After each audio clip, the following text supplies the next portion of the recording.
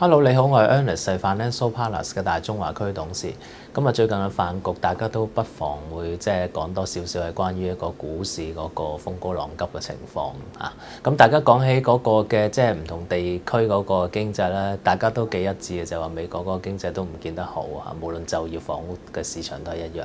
咁歐債更加無解啦。咁大家如果有聽阿陶東最近講咧，其實歐債嗰個危機嘅關鍵就並不在乎呢個希臘係咪一個違約。最重要就係個傳染性，因為其實佢唔單止會波及其他嘅歐豬嘅國家，更加就會影響成個嗰個嘅銀行體系嗰個嘅不穩嘅嚇。咁就其實喺而家我哋香港人裏邊嚟講咧，受到呢啲咁外圍咁風高浪急嘅情況之下咧，其實自己本身亦都嗰個地區咁超低利率，揸住港紙又唔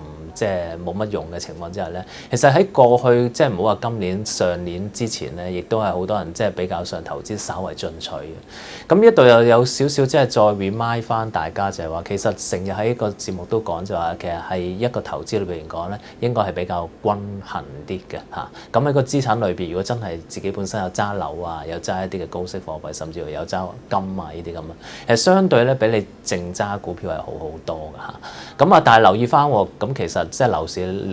2010啦，今年亦都係超乎大幅跑贏呢個嘅港股啦。咁所以嚟緊亦都係譬如話去到呢啲咁嘅情況之下咧，亦都可能會受到影響嘅嚇。咁另外譬如話，如果真係要去作一啲嘅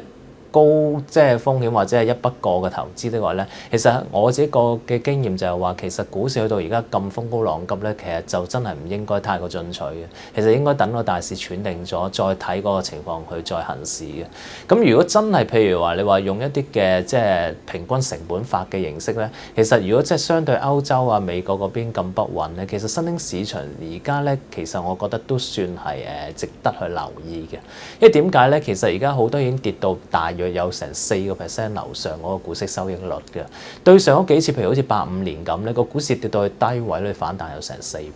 近期少少，譬如93、03年咧，其實去到低位再反彈嗰個幅度都有3倍。嗱，最近啦，金融海嘯09年咧，其實亦都翻咗番嘅。咁所以你見得到咧，其實而家嗰個嘅新興市場就唔似以前啦嚇，一堆爛攤子咧，成堆債務啊或者垃圾嘅貨幣。咁而家譬如話好多做得幾唔錯，唔單止好似中國、巴西亦都係一個好例子嘅。咁其實而家亦都係譬如話美國而家 offer 緊嗰個國債10年得嗰成2厘樓下嘅息咧，其實相對新興市場有成4% 股息，其實係一個更加值得交易嘅時間嚟嘅嚇。咁相對啦嚇，最重要就係話而家抵唔抵就係其實而家新興市場嘅股票個價格咧，相對個帳面值咧去比較咧，其實而家都係幾唔錯。咁所以如果真係大家認為自己衡量過自己嗰個能力的話，做一啲嘅平衡嘅部署咧，咁其實新興市場係大家可以考慮嘅一個地方嚟嚇。